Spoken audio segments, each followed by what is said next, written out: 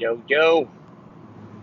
One of the few things that I like that Gary Vee says is he talks about how most people aren't entrepreneurs, and that's not a bad thing. It's just a fact. Like most people aren't built for hitting this thing that called entrepreneurship hard, like you need to do to make it.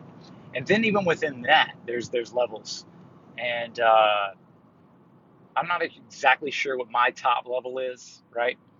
But I've had doubts at times that mine isn't necessarily that high. Like I'm built to do some good things and make some good money, change some lives.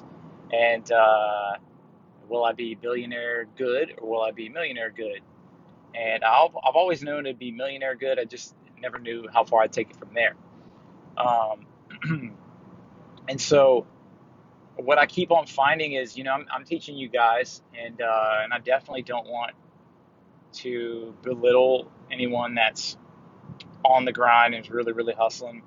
But like you're kind of on it or you're not, is what I've just generally noticed. And you have the personality and the type for it, or you don't. And so what'll happen is like little things will be just a step too far for you if you're not meant for this. And sometimes you're not meant for that certain model too. You could be totally an entrepreneur. You're just not meant for flipping phones or couches or TVs or electronics or whatever it is. That's just not your model. Your model is something totally different. But that doesn't mean you also couldn't be a high level C level employee, which is like a multi-million dollar earner and do extremely well for your life. Also, it doesn't mean you couldn't do very well on the side and keep your job. One of my students or a couple of my students have six-figure jobs, and then they flip stuff on the side, and they use that kind of as their play money, and that's kind of badass. Sometimes I wish I'd have done that route because I would have a lot more of like W-2 income, and I'd be able to finance more properties a lot sooner, a lot easier.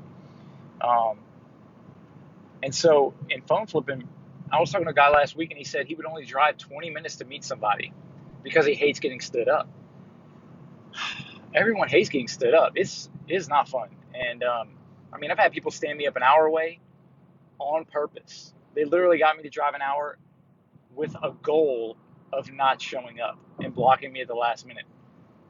Dude, that should feel bad. I mean, it does feel bad, but at the same time, I just turn around and go back, or hopefully have other deals lined up. I think that time I literally didn't, and I just drove an hour and then drove right back.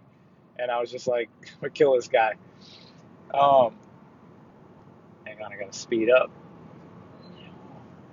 And so anyway, I told this dude, look, I drive an hour and a half, and y'all have seen me do videos where I drove 2 hours. Right now, what I'm doing is I'm driving to Memphis to try to set up shop in Memphis. So what are you willing to do once you get to a certain level, and like how are you going to break through from there?